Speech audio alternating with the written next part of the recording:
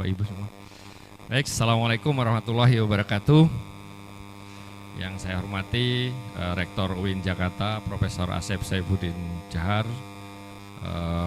Wakil Rektor 1, Profesor Ahmad Tolabi, Ibu Lubis, Mas Haris, Mas Eko, dan Bapak Ibu, serta adik-adik semua yang bersiap-siap ya untuk memulai perjuangan gitu ya, masuk di perguruan tinggi negeri ya, baik di PT KIN maupun mungkin juga di PTN-PTN umum. Baik, mungkin slide saya bisa ditampilkan, dayangkan. Ya, hari-hari ini kami disibukkan dengan komplain ya dari sekolah-sekolah yang tidak atau belum bisa menyelesaikan pengisian PDSS ya Bapak Ibu semua ya. Sampai ya detik ini saya masih harus melayani hal itu. Baik, perkenankan kami menyampaikan materi. Sebenarnya materi ini juga sudah ada di website ya. Kemudian hal-hal yang penting-penting saja yang sudah lewat ya sudah tidak kita bahas lagi. Yang sekiranya mungkin penting bagi Bapak Ibu dan adik-adik semua ya. Next saja Mas, lanjut saja. Nah, kelewatan satu, nah ini ya. Saya kira semuanya sudah paham tentang jalur masuk di SNPMB ya, Seleksi Nasional Penerimaan Mahasiswa Baru, namanya SNPMB. Kami yang ditugaskan oleh Majelis Rektor dan Kementerian Dikti-Saintek untuk mengelola jalur masuk di program Diploma 3, Diploma 4, Sarjana Terapan dan Sarjana di 146 PTN ya. 146 PTN terbagi 3 ya. Yang kita sebut pertama adalah PTN akademik. Ini ada 76 PTN akademik yang tergabung di kami, termasuk diantaranya adalah UI yang ada di Jakarta ini ya. Dan yang lain-lain ada 76. Kemudian yang kedua adalah PTN Vokasi. PTN Vokasi ini ya politeknik lah, kalau adik-adik tahu ada 44 politeknik yang tergabung di kami. Dan yang ketiga adalah PT KIN ya, seperti UIN Jakarta ini totalnya ada jumlahnya ada 26 PT KIN ya. Jadi totalnya ada 146. Sebenarnya ada satu lagi tipe kategori PTN yang kita sebut sebagai PTN KL, PTN Kementerian dan Lembaga. Ya kalau adik-adik Bapak Ibu tahu ya seperti mungkin STAN, Akademi Militer dan teman-temannya itu jumlahnya jauh lebih banyak itu, 165 ya, seperti Poltekkes dan lain sebagainya ada 165. Seharusnya memang mereka bergabung di kami, cuma karena kita masih belum mencapai kata sepakat begitu ya. Sementara tahun ini sudah 3 tahun ini terpaksa mereka ya menyelenggarakan sendiri masing-masing ya. Jadi di kami ada 146 jalur yang sudah diputuskan oleh pemerintah ini. Dan jalur ini masih sama dengan tahun-tahun semua, tahun lalu. SNBP Seleksi Nasional Berdasarkan Prestasi ya, itu minimum, ini ada 2 nih kuotanya, yaitu yang PTN BLU atau PTN Salker dan yang satu lagi PTN BH. Yang non PTN BH kita sebut non PTN BH itu minimum 20%, yang PTN BH juga minimum 20%. Jalur ini yang hari-hari ini siswa sudah bisa mendaftar ya. Sampai tadi pagi saya lihat yang mendaftar cukup lumayan banyak ya, sudah hampir mendekati 100 ribuan selesai daftar milih ya. Jalur ini kuotanya memang disebutkan minimum 20%. Tapi hampir rata-rata perguruan tinggi besar itu di angka itu ya. Sehingga jalur ini memang jalur yang kuotanya terkecil. Dan ini yang paling rame masalahnya gitu ya. Jadi kuotanya 20%, masalahnya 80% gitu ya. Di jalur yang lain 2 jalur itu totalnya 80%, masalahnya hanya 20% aja gitu ya. Ya, yang sekarang sedang rame, mungkin viral dan macam-macam sampai histeris massa dan segala macam begitu ya, karena keterlambatan pengisian. Seleksi SNBP, Bapak Ibu semua, ini bukan seleksi yang hanya mengandalkan kepintaran siswa saja, tapi ketertiban data, kualitas sekolah itu menjadi ukuran. ya. Jadi tidak bisa beralasan sekolah tidak selesai kok siswa yang menjadi korban. Ini dua-duanya memang ya. Jadi kita juga menyeleksi sekolahnya gitu ya, bukan siswanya. Sekolahnya juga diseleksi. Kalau sekolahnya nggak tertib ya seperti itu kondisinya ya. Jadi memang harus kita tertib dan disiplin karena jadwal ini padat ya, nggak bisa mundur-mundur seenaknya begitu ya. Nah di SNBP ini memang bisa disebut jalur yang dalam tanda petik tergampang. Kenapa? Tidak bayar, tidak tes. Anda kan juga tidak perlu datang ke tes center untuk tes gitu kan. Ada effort transportasi macam-macam gitu ya. Kemudian tinggal duduk manis saja di rumah, tinggal daftar, tinggal tunggu pengumuman. Bahkan pengumumannya sudah akan kalian dapatkan sebelum kalian lulus dari SMA. Bahkan pendaftaran ulangnya pun di PTN kalau kalian diterima itu bisa saja sudah selesai sebelum kalian terima ijazah gitu kan. Kalian terima ijazah kapan? Bulan Mei kan? Ini saja kita akan umumkan di pertengahan Maret, mungkin seminggu, 2 minggu, 3 minggu paling lambat April daftar ulang di PTN sudah selesai ya. Ya, tapi terus jangan, wah kalau saya sudah keterima saya nggak menyelesaikan semua syarat administrasi kelulusan di sekolah. Oh ya nggak masalah itu ya. Karena bagaimanapun nanti si jasa akan diminta oleh PTN yang menerima ya. Oke, yang kedua ada jalur yang namanya SNBT ya. Jalur ini memang jalur yang tersulit. Kenapa? Tersulitnya kalian harus tes. Dan kalian tes akan bersaing dengan seluruh siswa dari Sabang sampai Merauke dan bahkan mungkin warga negara Indonesia yang sudah ke sekolah di luar negeri ya, itu juga bisa ikut. Dan itu tidak memandang sekolah apapun, sama semua. Yang penting nilai UTBK-nya tinggi, kemudian dikalikan bobot masing-masing, Anda bisa masuk, diterima ya diterima. Parameternya hanya cuma nilai, dan itu persaingannya memang besar karena jumlahnya jauh lebih besar. Kalau di SNBT kan hanya dengan 40% saja kalau KTTA, tapi mereka 40% sudah terpilih siswa peringkat di sekolahnya ya. Kemudian ada seleksi mandiri. Nah, seleksi mandiri ini seleksi yang ditentukan sendiri oleh PTN. Kami hanya mengatur jadwalnya. Salah satu yang diatur tentang jadwal seleksi mandiri adalah tidak boleh PTN mengumumkan pendaftaran jalur mandiri sebelum pengumuman SNBP. Ya nggak boleh. Tapi kalau informasi boleh-boleh aja. Tapi memulai pendaftaran itu nggak boleh. Ya jadi mereka nanti akan memulai pendaftaran mandiri setelah pertengahan Maret kita umumkan, tanggal 18 Maret kalau nggak salah kita umumkan hasil dari SNBP. Di mandiri itu bebas ya, setiap PTN bebas mau pakai jalur apa, bagaimana mekanismenya, seleksinya berapa, kalau kuota jumlah kita tentukan. Ini yang non PTNBH maksimum 30%, yang PTNBH maksimum 50%. Bapak Ibu, di peraturan juga disebutkan tentang kuota ini apabila di jalur SNBP tidak terpenuhi kuota ketika adik-adik daftar ulang, maka sisanya akan dipindahkan ke SNBP. Begitu pula ketika diumumkan SNBP kuotanya tidak terpenuhi, artinya yang daftar ulang kurang dari yang diumumkan, maka kursinya akan dipindahkan ke mandiri walaupun mandirinya ada kata-kata maksimum. Ya contoh misalnya di SNBP katakanlah satu prodi itu 100, 20% dia untuk SNBP, maka 20 kursi. Ketika diumumkan SNBP 20 orang, yang daftar ulang 18 misalnya. Dan itu umum Bapak Ibu.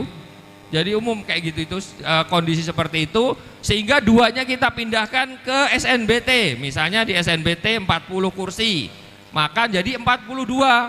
Ketika pengumuman SNBT diumumkan 42 orang, yang daftar orang katakanlah 38, 4 orang nggak daftar ulang, 4 kursinya dipindahkan ke mandiri ya, mandirinya katakanlah 40%, maksimumnya 30%. Dan mandirinya yang 30 kursi jadi 34, apakah salah? Tidak, karena di Permen diatur itu. Ini saya ingin menyampaikan agar mungkin ada dari Bapak Ibu, adik-adik semua ngitung-ngitung. Kenapa? Karena kami terbuka. Daya tampung bisa dilihat, daya tampung tiap prodi, tiap PTN ada semua di web.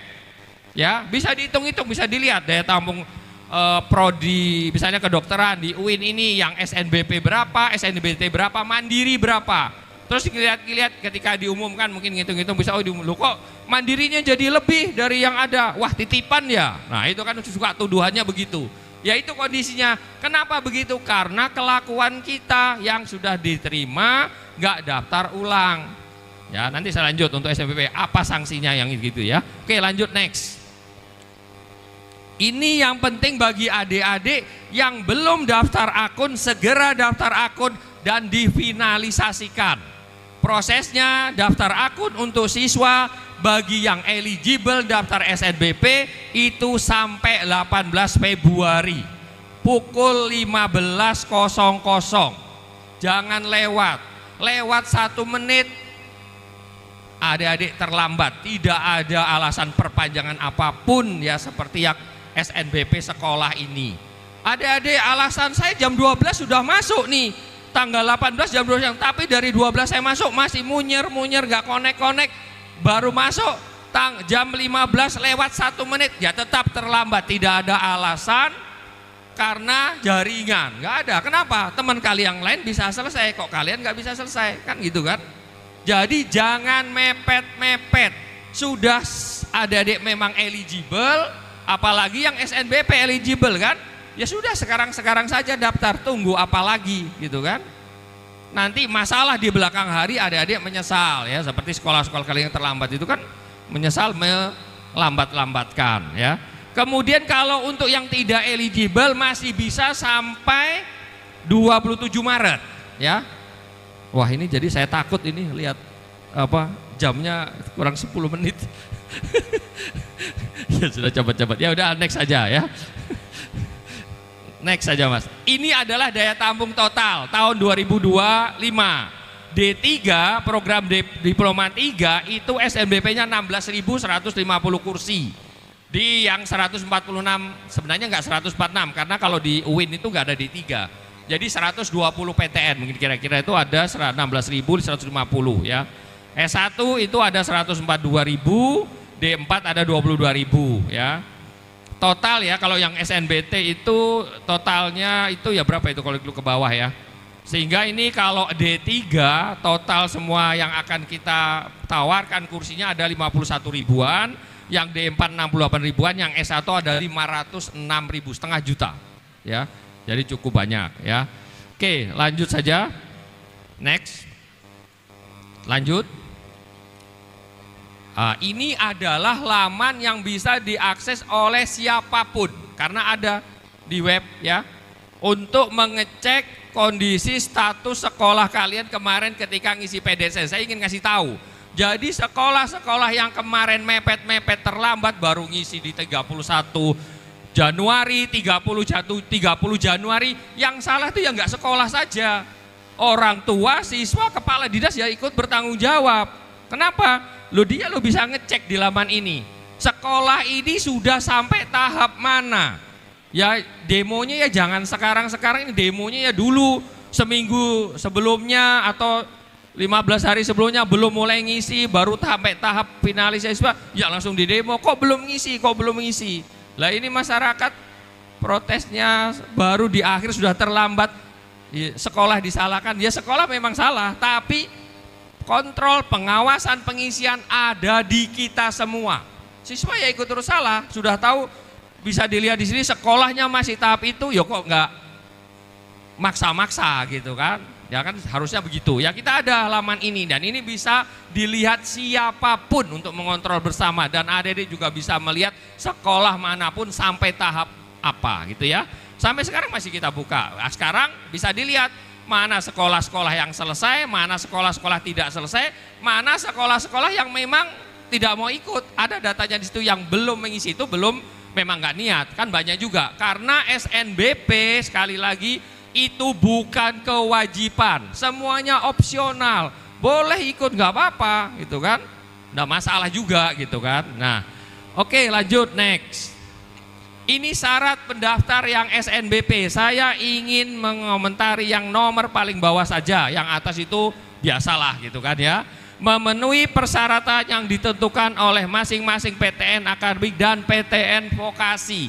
Memang di website kami nggak ada ketentuan syarat yang sangat spesifik atau khusus, apalagi yang ada urusan masalah gender, masalah disabilitas, masalah apalagi yang kayak gitu-gitu, ras, golongan, nggak ada ya.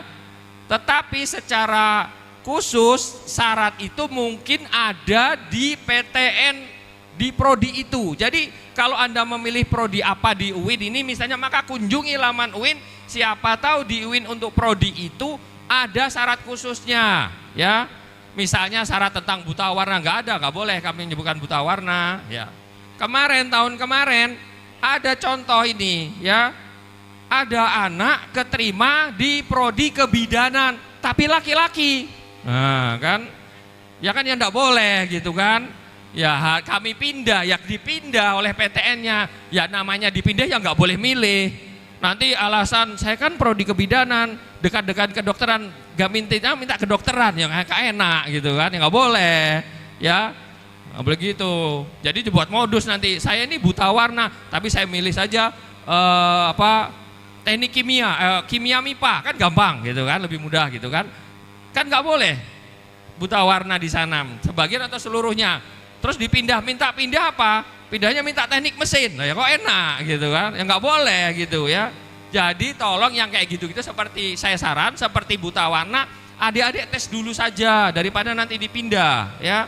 Buta warna itu kan gampang, tesnya di puskesmas saja bisa kok. Ya, saya ini sebagian atau enggak. Dan kalau sudah buta warna, ya jangan ngambil-ngambil prodi-prodi yang streamnya tentang itu. Kimia, teknik lingkungan, elektro, itu nggak boleh ya, apalagi kedokteran gitu ya. Bukan apa-apa, bukan masalah diskriminasi, ini demi keselamatan kita bersama. Ya mungkin Bapak Ibu adik-adik nggak paham, kayak gitu tuh bisa berakibat fatal. Di tempat saya itu pernah kejadian, anak mahasiswa baru kimia MIPA ternyata bisa lolos dari buta warna tes kesehatan. Dia menyampur bahan kimia itu salah, meledak. Ya kan, karena dia nggak lihat, nggak tahu warna. Masalahnya lab itu di lantai 1, gedung itu 4 lantai, di atas itu banyak orang masalahnya. Ya kan, bisa menyelakakan orang lain masalahnya ya.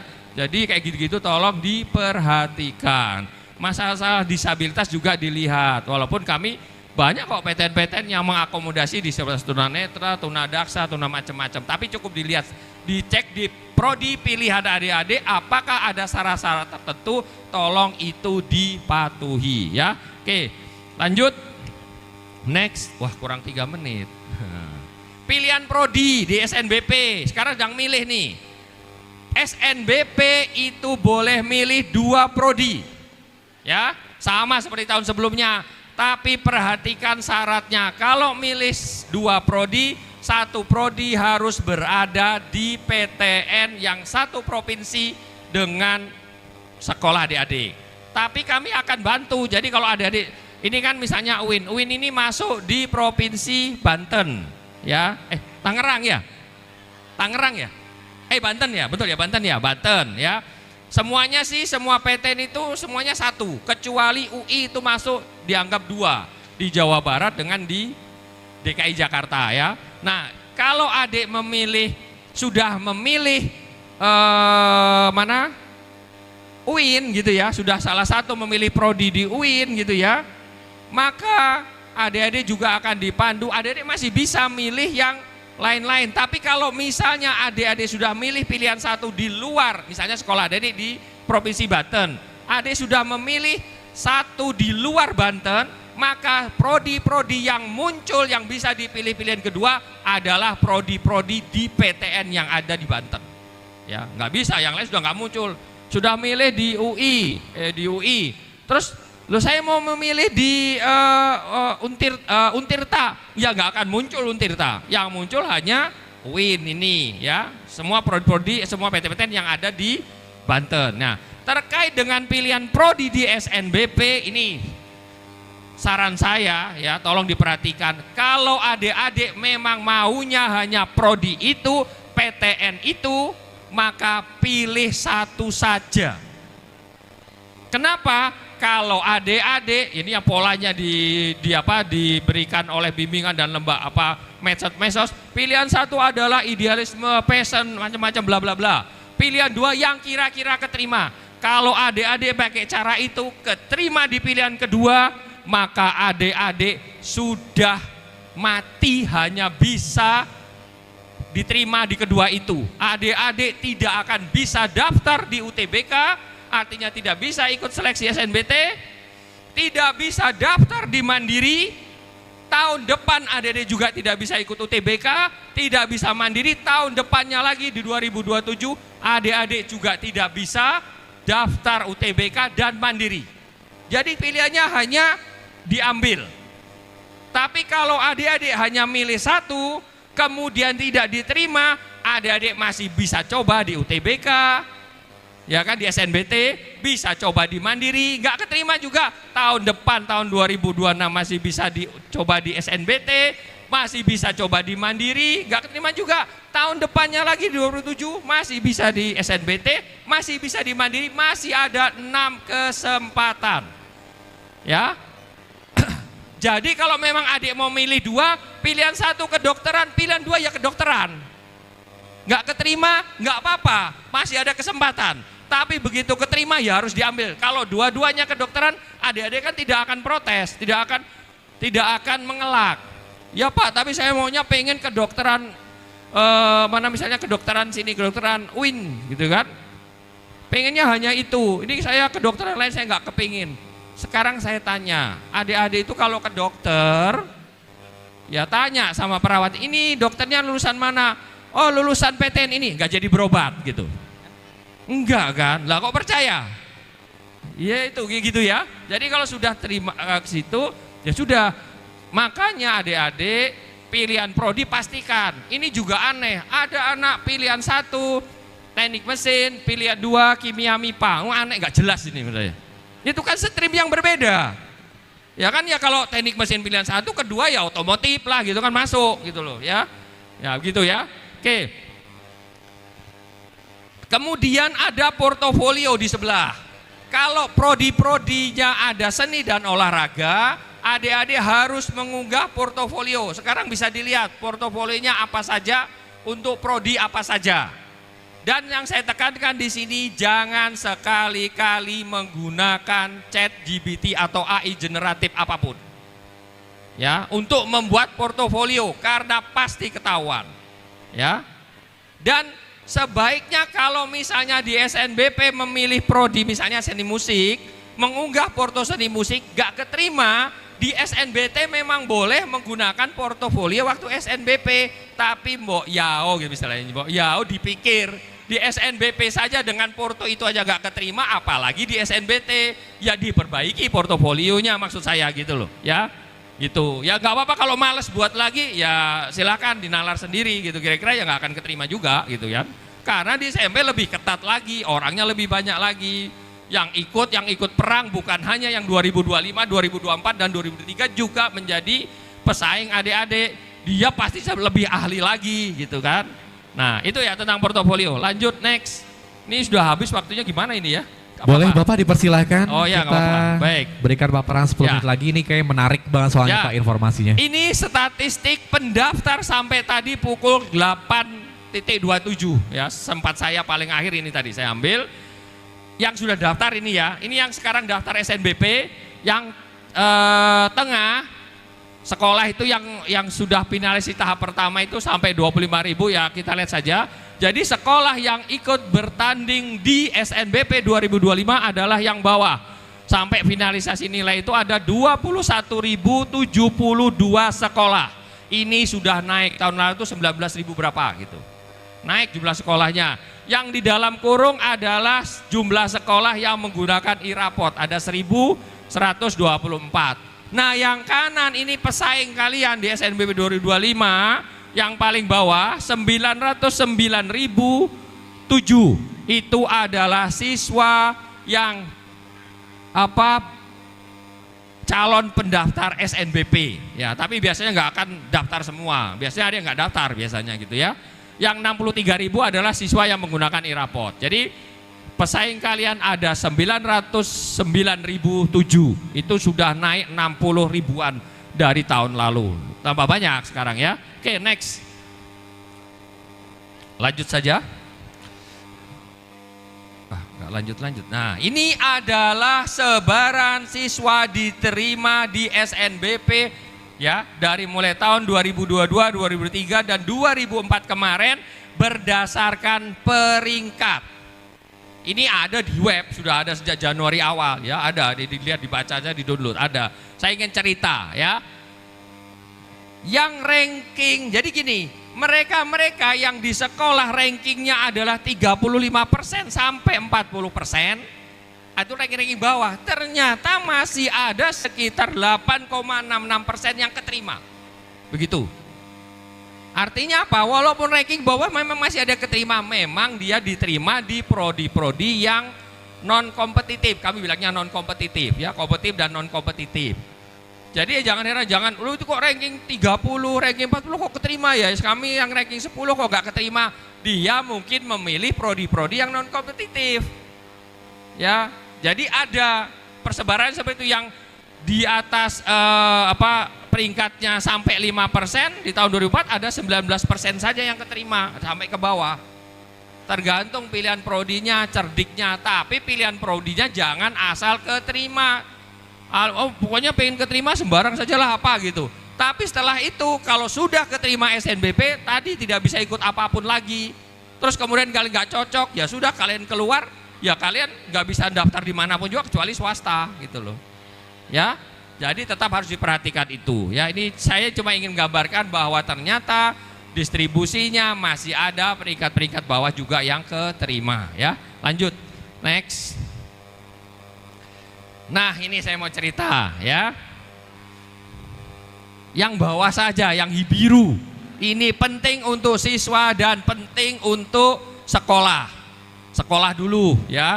Sekolah yang terbukti melakukan kecurangan dapat dikenai sanksi hingga pembatalan kepesertaan pada SNBP tahun berikutnya. Apa kecurangan yang mungkin bisa dilakukan oleh sekolah? Mengupgrade nilai rapot.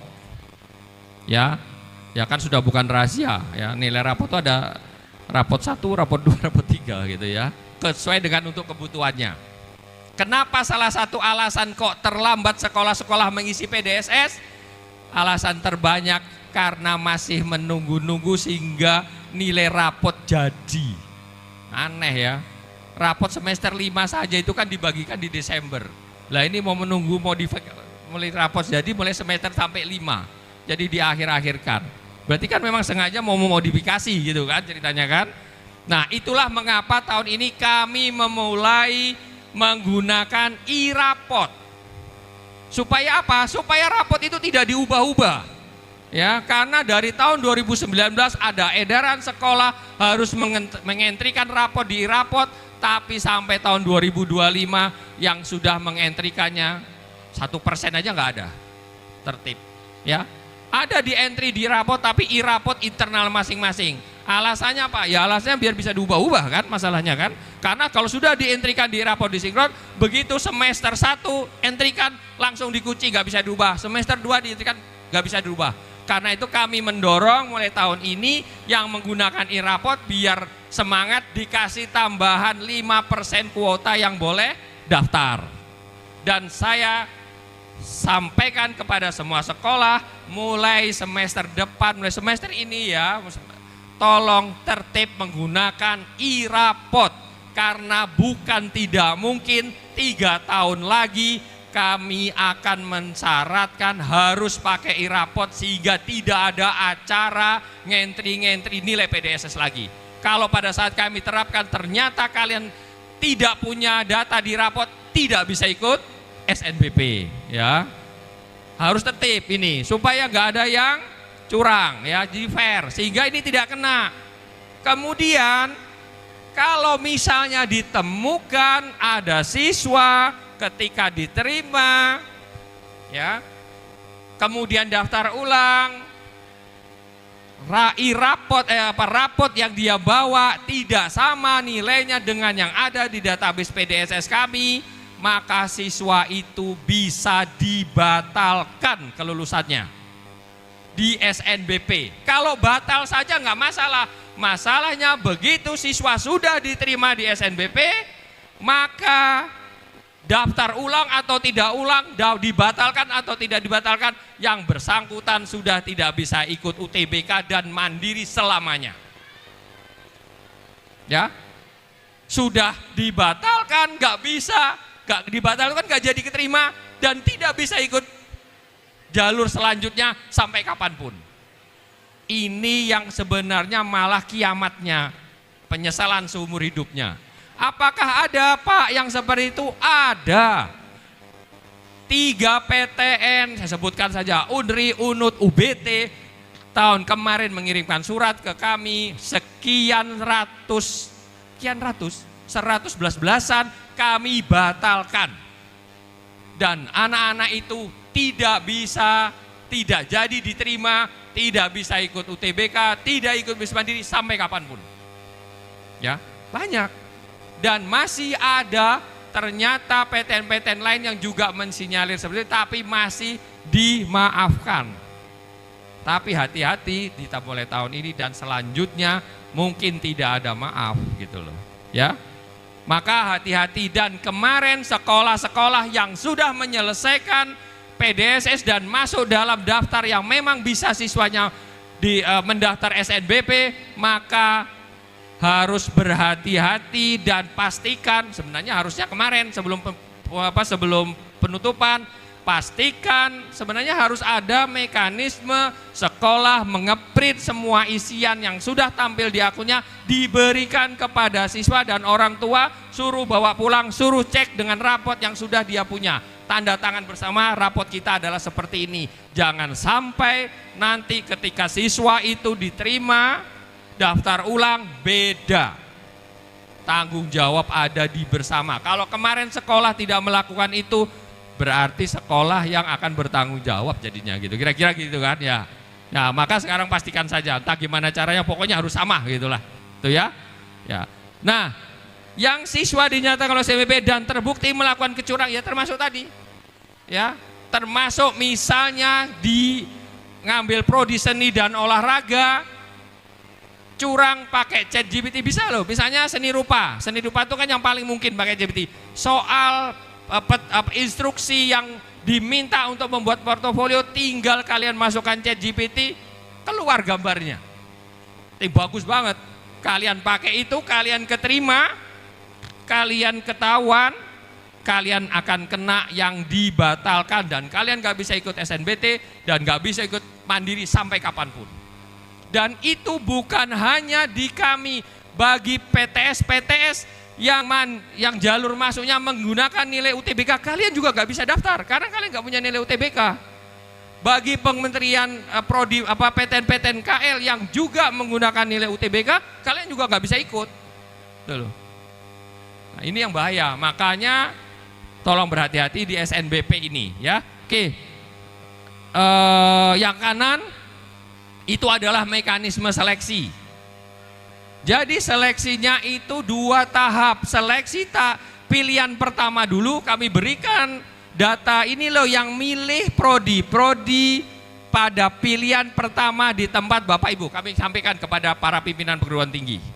Kami kasih waktu 1 minggu biasanya. Silahkan dicek, dia cek, terus semua diambil yang dari yang milih-milih satu sudah nih, terus kemudian mereka akan kembalikan kepada kami, ini yang kami terima, ini yang tidak kami terima. Nah, setelah selesai semua dikembalikan kami akan memberikan tahap 2, ini yang daftar pilihan 2 di tempat Bapak Ibu.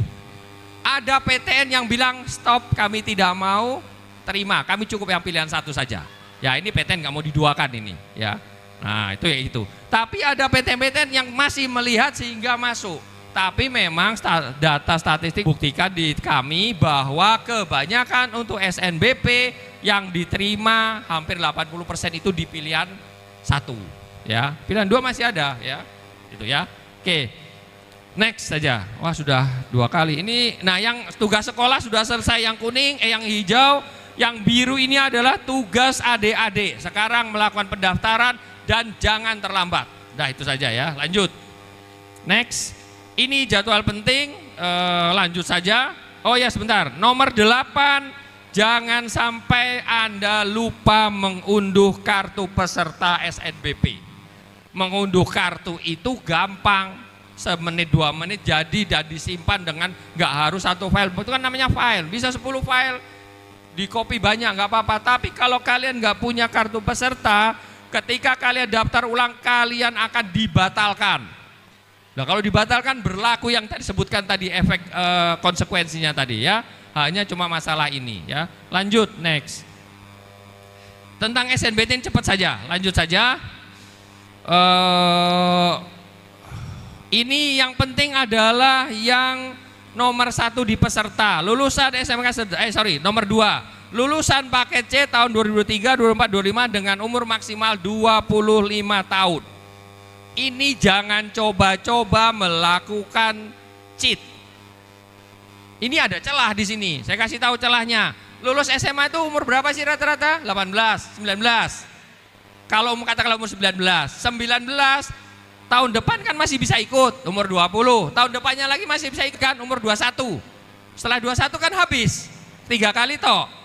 Terus apa yang dilakukan untuk nge-cheat ini? Ikut paket C. Umur 23 ikut paket C. Paket C hidup lagi dia bisa sampai 2 kali lagi. Umurnya kan 25 itu maksimal. Nah yang kayak gini jangan Anda lakukan. Ini karena apa? Paket C itu ijazah bagi mereka yang memang tidak punya ijazah waktu SMA. Anda kan sudah punya ijazah SMA kok ikut lagi paket C. Nggak boleh ya.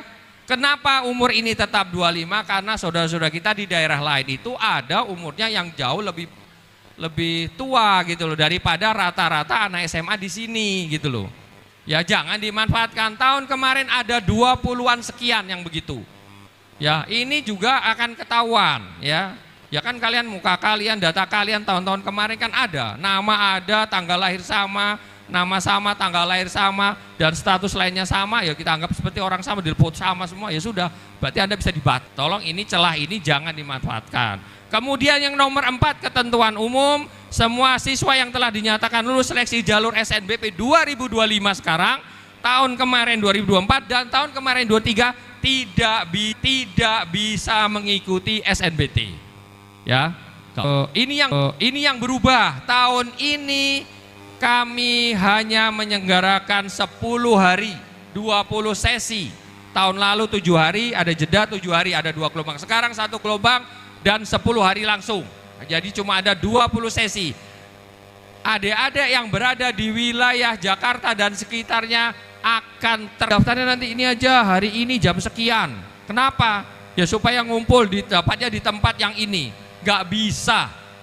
Adik-adik gak bisa nentukan harinya, sesinya, di ruang mana, di nomor berapa, gak bisa. Operasi akun ada verbal yaitu mengunggah foto. Usahakan buat ngatur-ngatur gini terus kami yang harus menanggung, kan aneh. Dan kalian memaksa, ya silakan ikut di sana aja. Ya, semuanya kami tidak bertanggung jawab. Sebaiknya kalian lihat di sini saja. Itu sudah ngawur semua isinya, ya. Oke, itu saja dari saya. Terima kasih.